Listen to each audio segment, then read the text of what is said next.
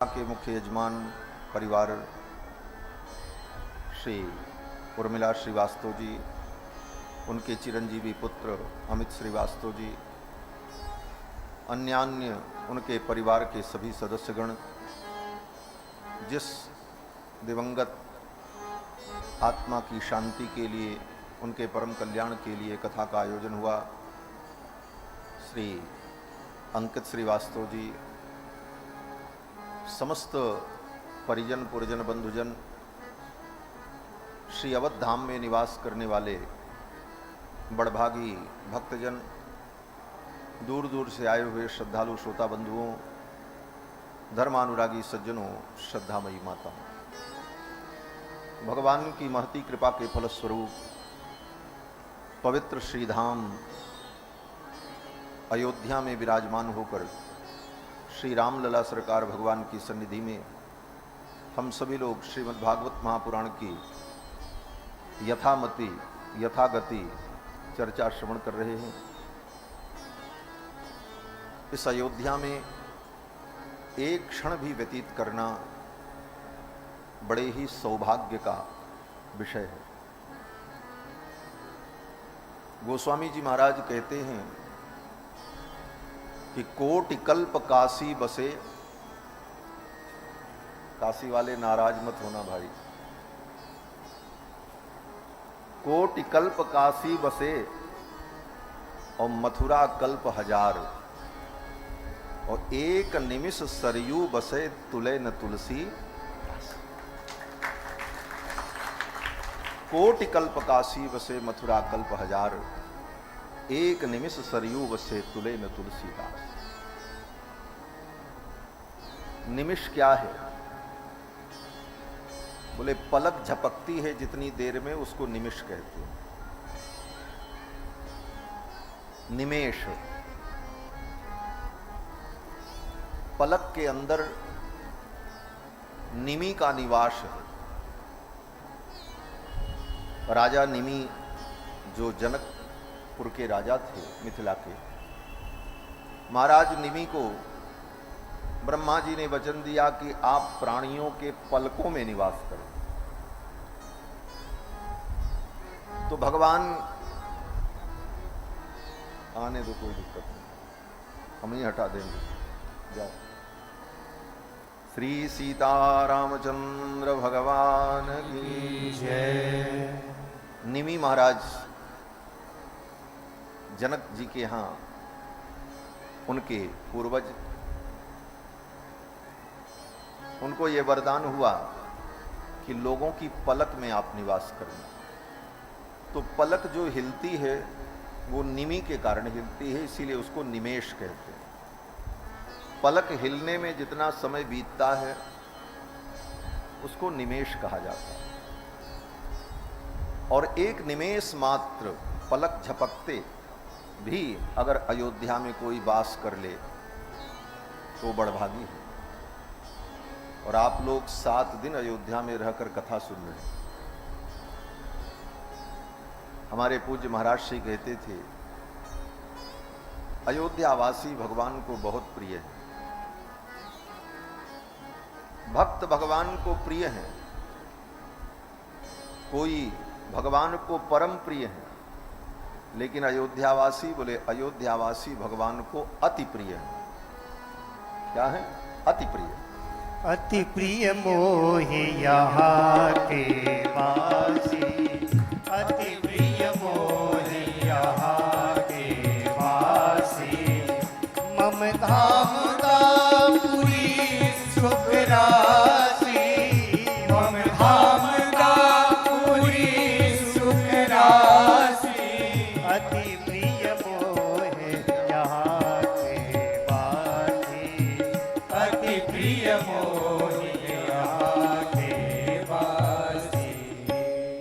अयोध्यावासी भगवान को अति प्रिय है। और जो अति प्रिय होता है उसको व्यक्ति अपने सिर पे बैठा लेता है। लोग कहते हैं महाराज इन्होंने तो इनको अपने सिर पे बैठा। ये 7 मोक्षदायिनी पुरियां भगवान के एक एक अंग में विद्यमान हैं। विष्णोः पाद अवंतिका, उज्जैनपुरी भगवान के चरणों में है। अगर उज्जैनपुरी चले गए तो समझो भगवान के चरणों में पहुंच गए।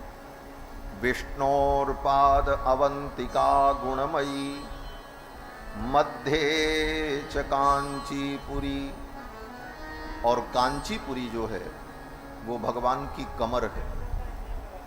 कांचीपुरी में पहुंच गए तो समझो ठाकुर जी के कमर तक पहुंच गए।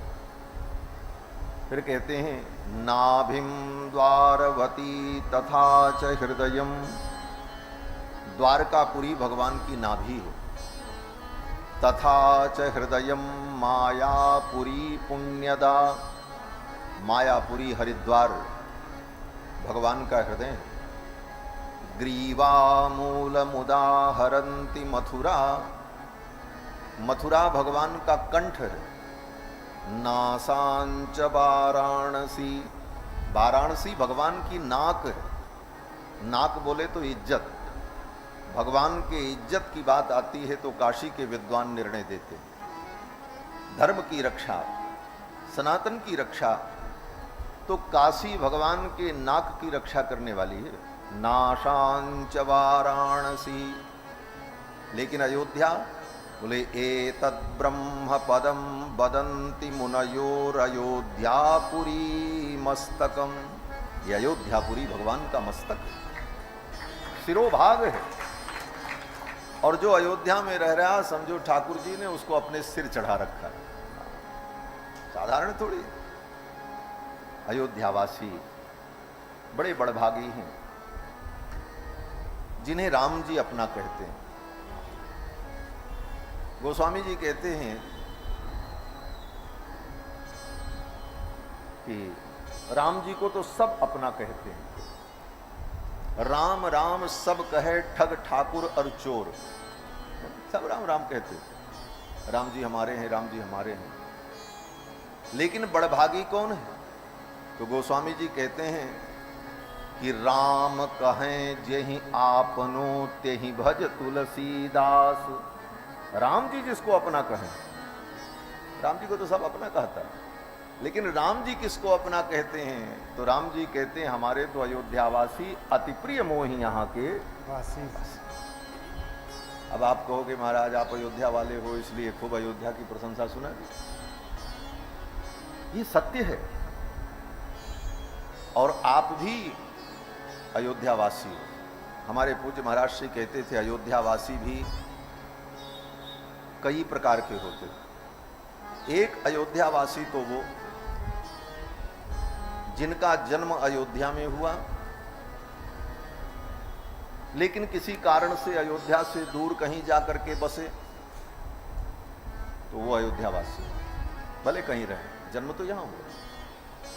दूसरे अयोध्यावासी बोले जन्म कहीं हुआ लेकिन अयोध्या में आके बस गए, बोले वो भी अयोध्यावासी। तीसरे वो हैं जो कभी कभी अयोध्या आकर 2-4 दिन 10 दिन रहकर दर्शन करके घूम टहल करके जाते रहते हैं, आते रहते हैं, कहते हैं वो तीसरे अयोध्यावासी। और चौथे अयोध्यावासी बोले कहीं भी रहते हैं, उनका अयोध्या में जन्म नहीं हुआ, अयोध्या कभी आए नहीं, लेकिन उनके मन में अयोध्या के दर्शन की अभिलाषा है, तो वो भी अयोध्यावासी हैं, क्योंकि वो मन से अयोध्या में वास कर रहे हैं, उनका मन अयोध्या में वास कर रहा है। ये पूज्य महाराज श्री हमारे कहा करते हैं कि 4 प्रकार के अयोध्यावासी हैं, और ये चारों प्रकार के अयोध्यावासी भगवान को परम प्रिय हैं। तो आप सब अयोध्यावासी। अयोध्या क्या है? बोले अयोध्या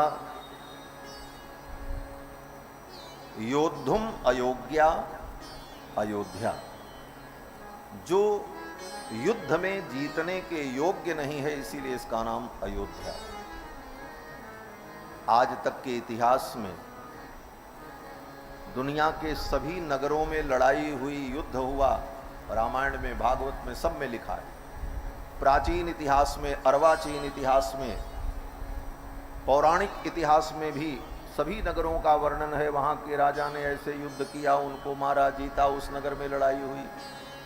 लेकिन अयोध्या में कभी युद्ध हुआ हो आज तक के इतिहास में कहीं लिखा आपको नहीं मिलेगा। यहां कभी युद्ध ही नहीं हुआ। और जब युद्ध होगा तो क्या होगा, बोले युद्ध में लोग मारे जाते हैं, लोगों का वध होता है। तो कहा अयोध्या में कभी युद्ध हुआ नहीं तो किसी का वध यहां कभी हुआ नहीं। तो वध नहीं हुआ तो इसका नाम हो गया अवध। अवध का यही मतलब है कि जहां पर कभी किसी का वध नहीं, ये अवध है। अवध धाम धामाधिपति और अवतारन पति राम, और समस्त अवतारों के अधिपति रघुनाथ जी।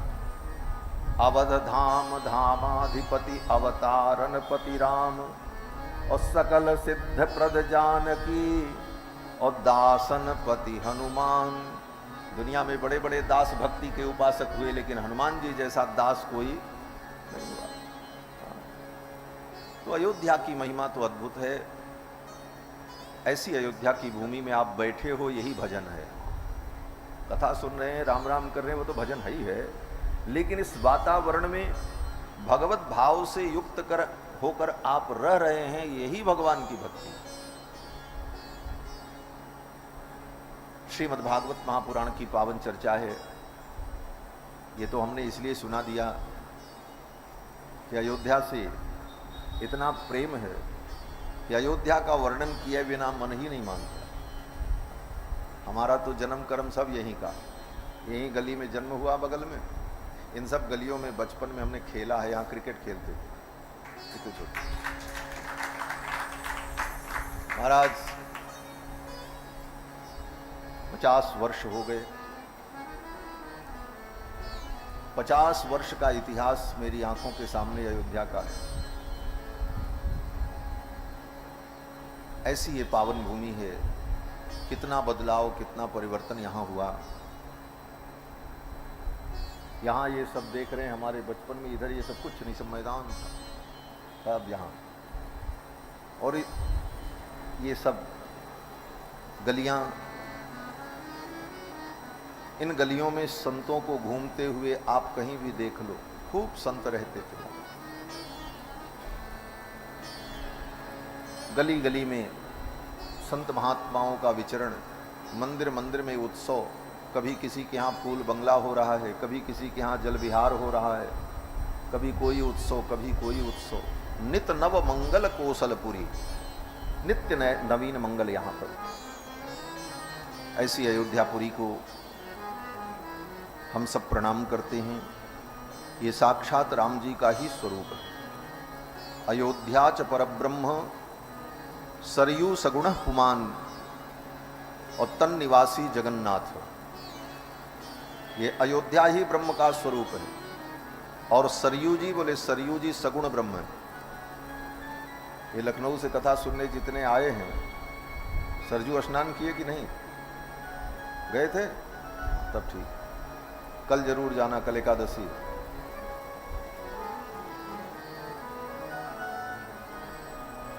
एकादशी के दिन सरयू में स्नान का बहुत बड़ा महत्व है। अयोध्या महात्म्य में पढ़ें, कई हजार वर्ष तक गंगा के तट पर वास करने का जो फल है, एकादशी के दिन अयोध्या में सरयू स्नान का वो फल प्राप्त होता है। और अयोध्या की गलियों में जब घूमे तो क्या करना चाहिए? अब बात आ गई है तो दो चार बात कह देते हैं जो याद है। बात तो बहुत। अयोध्या महात्म्य में भगवान शंकर वर्णन करते हैं कि अयोध्या की गलियों में जब घूमो तो प्रयास ये करो कि अधिक से अधिक पैदल चलो। अगर शरीर समर्थ नहीं है तब तो कोई बात नहीं, लेकिन अगर सामर्थ्य है तो अयोध्या की गलियों में पैदल घूमो। और दूसरी बात, अयोध्या में नंगे पांव घूमो, हो सके तो। नहीं होता है तो कोई बात नहीं है, लेकिन निरावरण चरण से अयोध्या में विचरण, अयोध्या की रज का आपके अंग से संस्पर्श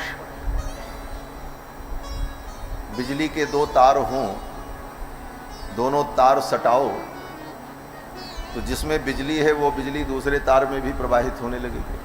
लेकिन बीच में कोई चीज़ आ जाए, प्लास्टिक आ जाए, लकड़ी आ जाए, बोले तब नहीं जाएगा। उसी तरह इस अयोध्या में जो आकर्षण है, इस अयोध्या की जो ऊर्जा है, जब नंगे पांव घूमो तब वो ऊर्जा तुम्हारे अंदर प्रविष्ट हो। जूता चप्पल पहन के घूम रहे हो तो अयोध्या की रज का क्या प्रभाव दिखेगा जीवन में। तो अयोध्या में नंगे पांव भ्रमण। और तीसरी बात, अयोध्या की गलियों में घूमो तो फालतू बातें नहीं करो। यथा संभव हो सके कोई प्रपंच की वार्ता न करते हुए विष्णु सहस्त्र नाम का पाठ करते हुए अयोध्या की गलियों में भ्रमण करना चाहिए। भगवान शंकर ने पार्वती जी को बताया है। और अगर विष्णु सहस्त्र नाम का पाठ नहीं याद है तो गजेंद्र मोक्ष का पाठ करते हुए अयोध्या की गलियों में भ्रमण करें। और वो भी न समझ में आए, बोले अब महाराज पढ़े लिखे नहीं हैं, विष्णु सहस्त्र नाम गजेंद्र मोक्ष हमको कहाँ याद रहेगा। बोले तो राम राम तो याद रहेगा ना। भगवान शंकर कहते हैं अयोध्या की गलियों में घूमो और राम राम कहते हुए, सीताराम सीताराम कहते हुए अयोध्या की गलियों में भ्रमण करो। ये अयोध्यावास का स्वरूप है। कल की कथा में आप सभी लोगों ने श्रवण किया,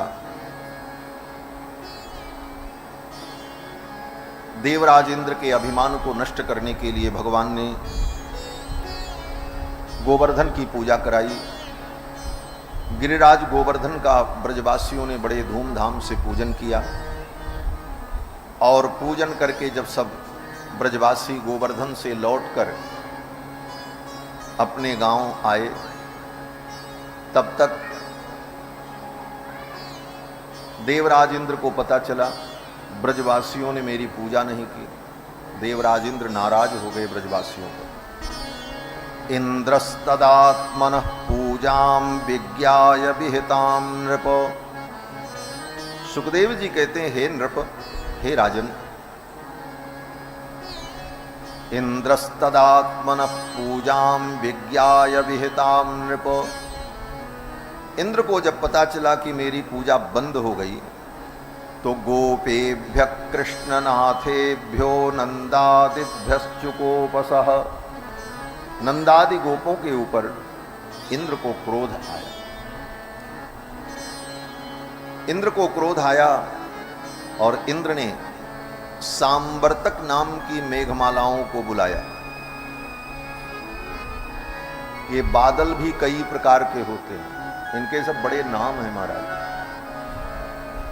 किस ऋतु में वर्षा हो तो कौन बादल बरस रहे हैं, ये सब नियम है।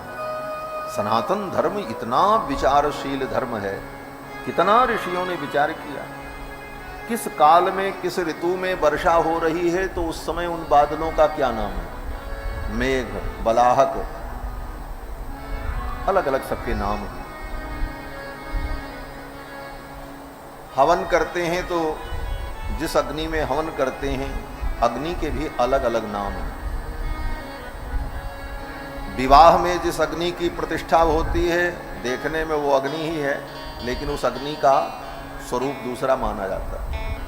वो योजक नाम की अग्नि उसको कहा जाता है। उन अग्नि का नाम क्या है, बोले योजक। क्यों, बोले विवाह में दो को जोड़ने का काम हो रहा है, इसलिए उस अग्नि का नाम योजक।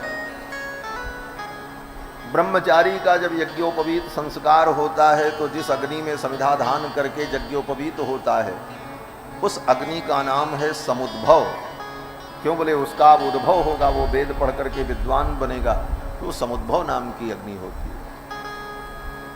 शरीर को जब चिता में जलाया जाता है तो वो अग्नि जो होती है उसका नाम क्रव्याद अग्नि होता है, वो क्रव्याद नाम की अग्नि होती है। तो सबके नाम है।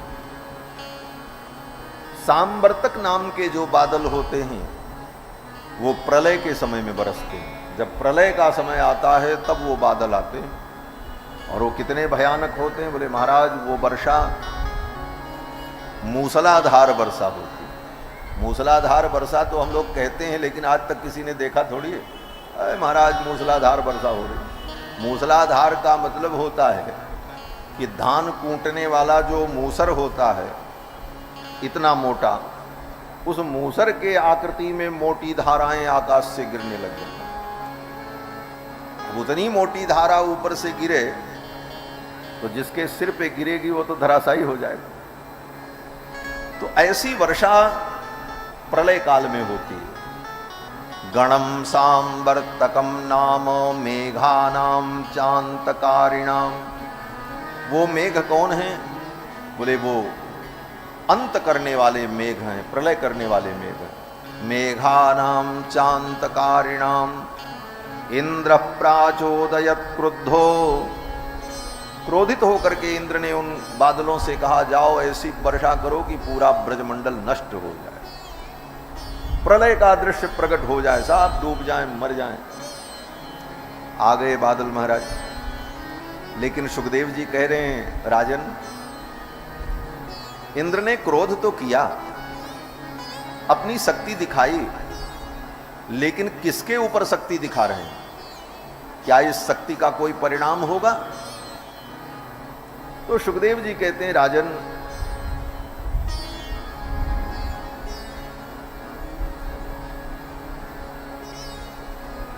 कृष्ण के ऊपर और कृष्ण के परिजनों के ऊपर इंद्र ने क्रोध किया। गोपेभ्य कृष्णनाथेभ्यो नंदादिभ्य चुकोपसा। कृष्ण जिनके नाथ हैं, बहुत बड़ी बात कह रहे हैं सुखदेव। सुखदेव जी कहते हैं कृष्ण जिनके नाथ हैं उनके ऊपर इंद्र ने क्रोध किया, और कृष्ण जिनके नाथ हों उनका कोई क्या बिगाड़ पाएगा? भगवान जिनके स्वामी हों उनका कोई क्या बिगाड़ सकता है? इसलिए इंद्र के कोप करने पर भी ब्रजवासियों का अहित नहीं हुआ। भगवान ने उनकी रक्षा की। कैसे रक्षा की? इंद्र ने तो क्रोध में भगवान को भी बहुत खरी खोटी कही। बाचालम बालिसम स्तब्धम अज्ञम पंडितमानिनम। इंद्र ने कहा, ये कृष्ण बड़ा बाचाल है, बालिश है, बालिश माने बच्चा है, स्तब्धम बड़ा गर्वीला है, पंडित मानिनम अपने को बड़ा बुद्धिमान मानता है। ऐसे कृष्ण के कहने पर कृष्णम मर्त्यम उपाश्रित्य, कृष्ण नाम के एक मनुष्य के कहने पर मुझ देवराज इंद्र की अवहेलना कर दी इन ब्रजवासियों ने। नष्ट करो इनको। इंद्र ने भगवान के विषय में ऐसे कटु शब्द, अनुचित शब्दों का प्रयोग किया। बादल आ गए, वर्षा प्रारंभ हो गई, और ऐसी मूसलाधार वर्षा कि अब ब्रजवासी कहीं बचने के लिए जा नहीं पा रहे। बड़े बड़े वृक्ष टूट टूट करके गिरने लगे। गोपियां अपने बच्चों को अपनी छाती से चिपकाकर पीठ के बल ऐसे झुककर अपनी पीठ पर उस धारा को सहन करती हुई अपने बच्चों की रक्षा करने लगी। क्योंकि छोटे बच्चों के ऊपर वो धारा पड़ जाए तो उनकी हड्डियां टूट जाएंगी। बच्चे के सिर पर पड़ जाए तो बच्चे का सिर ही फट जाए। बेपमाना भगवत पादमूलम उपाययुः सिरः सुताश्च कायेन। अपने पुत्रों के सिर को अपनी काया से, अपने शरीर से छिपाकर वे गोप ग्वाल बाल रोते चिल्लाते भगवान के पास आए और कहा, हे गोविंद हमारी रक्षा करो। बेपमाना भगवत पादमूलम उपाययुः, भगवान की शरणागति की।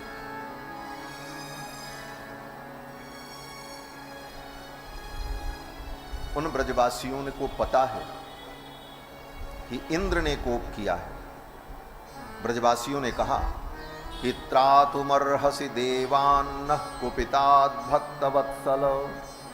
देवराज इंद्र कुपित हो गए हैं, तो जो कुपित है उसके पास जाओ, उसको मनाओ। इंद्र कुपित हैं तो इंद्र को मनाओ, उनका कोप समाप्त हो जाएगा। लेकिन ब्रजवासी भगवान को छोड़ करके किसी का भरोसा नहीं करते। यही परम भक्ति है, अनन्य भक्ति इसी को कहा जाता है। गीता में भगवान ने कहा, अनन्याश्चिन्तयन्तो माम ये जना पर्युपासते तेषां नित्याभियुक्तानां योगक्षेमं वहाम्यहम्। अनन्य भाव से जो मेरी भक्ति करता है उसके योग और क्षेम का मैं वहन करता हूं। तो ब्रजवासियों ने देखा तो ब्रजवासी भगवान की शरण में आए, इंद्र की शरण में नहीं गए। यही सिद्धांत है, भगवान के आश्रित हो तो भगवान के ही भरोसे रहो, दूसरे का भरोसा करने की जरूरत ही नहीं।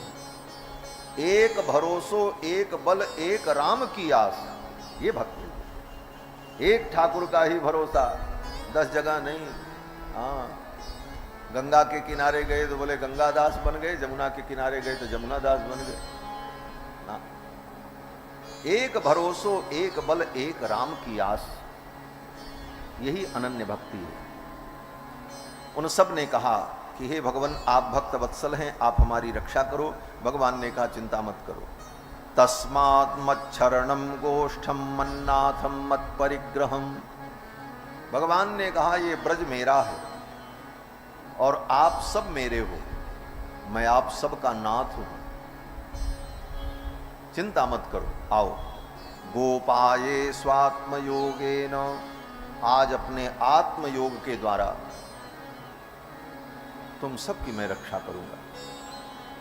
सोयम में व्रत आहित, भगवान ने कहा आज मेरे व्रत का समय आ गया।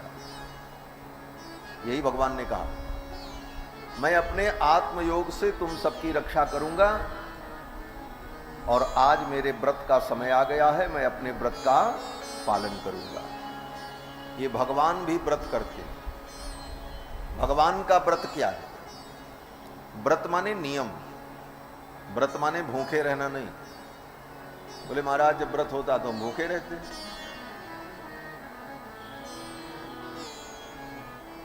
बोले वहां पर न खाना ये नियम है, उस नियम का आप पालन करते हैं इसलिए उसको व्रत कहा जाता है। व्रत तो माताएं भी करती हैं, जीवन भर व्रत करती हैं। हाँ, इनका व्रत क्या होता है? बोले एक दिन का नहीं होता, पूरे जीवन का होता। उसका नाम है पातिव्रत। तो क्या पातिव्रत करने वाली स्त्रियां भोजन नहीं करती? वो खाती हैं चकाचक। हाँ, तो व्रत का मतलब नियम। जिस नियम को आपने धारण कर लिया है उस नियम का आप पालन करें।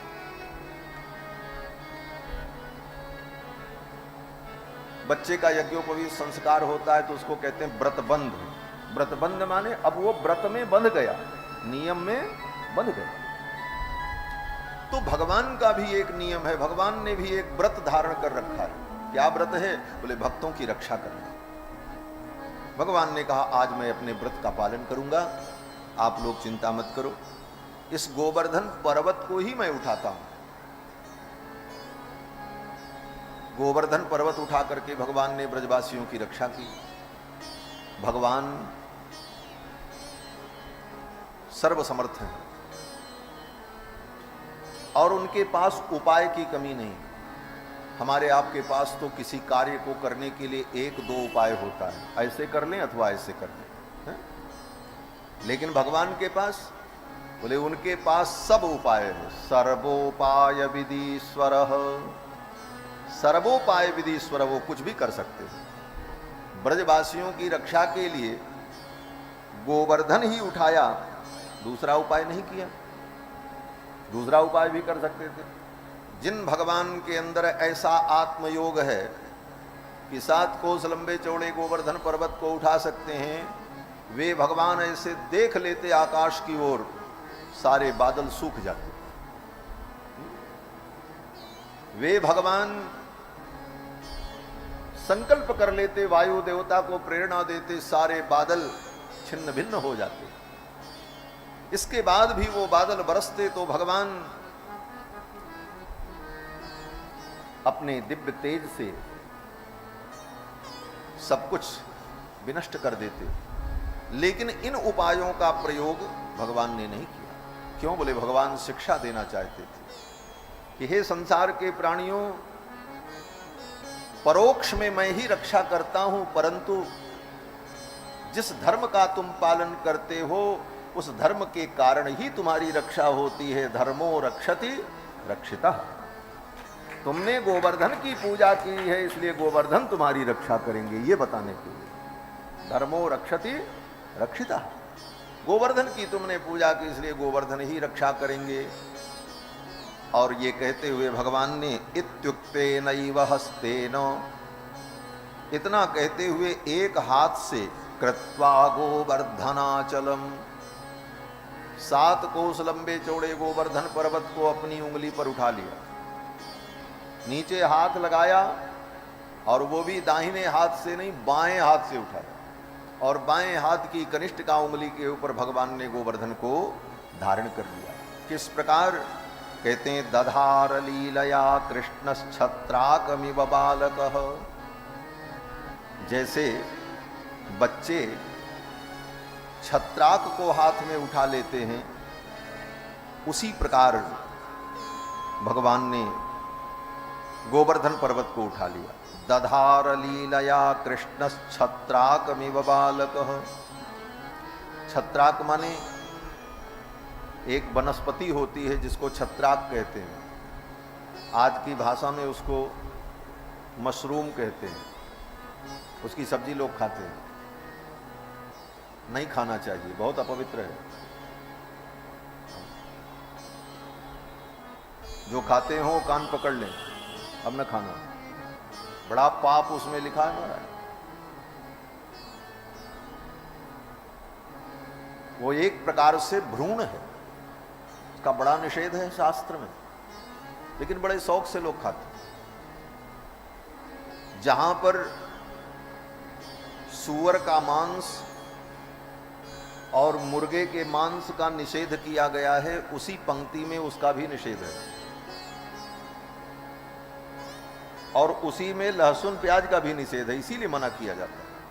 लोग कहते हैं लहसुन प्याज तो वनस्पति है। अरे वनस्पति तो जहर भी है, खाओ तो मरोगे कि नहीं मरोगे? वनस्पति होने से हर चीज अच्छी हो जाएगी ये कोई जरूरी है? लोग कहते हैं महाराज वो तो वनस्पति है। वनस्पति होने से नहीं, प्रकृति में सब प्रकार की वस्तुएं हैं, सबके गुण धर्म भिन्न भिन्न हैं और उनका हमारे ऊपर भिन्न भिन्न प्रभाव है। तो जहां पर लिखा वहां कहते हैं लसुनम गृंजनम चैव प्लांडुम ग्राम कुक्कुटम। लसुनम गृंजनम चैव प्लांडुम, प्लांडुम माने प्याज, ग्राम कुक्कुटम गांव का मुर्गा, छत्राकम, छत्राक माने मशरूम, बिड बराहंच और मैला खाने वाला सूअर जो गलियों में घूमता है। जंगली सूअर का निषेध नहीं है। जंगली सूअर का तो बड़े बड़े राजाओं ने शिकार किया, रामायण में ही वर्णन है, प्रताप भानु राजा उसका शिकार करने गए। लेकिन गांव का जो सूअर है, बिड बराहंच जग्भा चंद्रायणम चरेत, अगर उसको खा ले व्यक्ति धोखे से भी तो चांद्रायण व्रत करे तब प्रायश्चित्त होता है। तो जो मशरूम है उसी को छत्राक कहते हैं। उसकी कई प्रजातियां होती हैं। गांव में आपने देखा होगा जहां पर लोग गोबर ओबर फेंकते हैं, कूड़ा कचरा फेंकते हैं, वहां अपने आप जम जाता है। तो गांव में बच्चे जब खेलते हैं वर्षा ऋतु में, वो जमा रहता है सफेद सफेद छाता जैसा। तो बच्चे गांव में, गांव के बच्चों को कहाँ खेलने के साधन मिले, जो साधन मिला उसी से खेलना रहता। तो बच्चे उसको उखाड़ लेते हैं, कहते हैं ये तो हमारा छाता है, हाथ में ले लिया, खेल रहे हैं, थोड़ी देर खेला फेंक दिया। तो जैसे गांव के बच्चे उस छत्राक को उखाड़ लेते हैं और अपने हाथ में ले लेते हैं, उस छत्राक को उखाड़ने में उन बच्चों को न कोई श्रम होता है न परिश्रम होता है।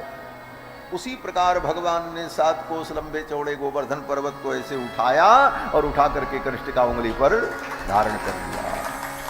दधार लीलया कृष्णश्छत्राकमिव बालकः। सखाओं को तो भगवान की शक्ति का बोध नहीं। सखाओं ने सोचा ये बहुत हल्का होगा इसलिए कृष्ण ने उठा लिया। लेकिन फिर भी इतना बड़ा है, कुछ तो बोझ होगा।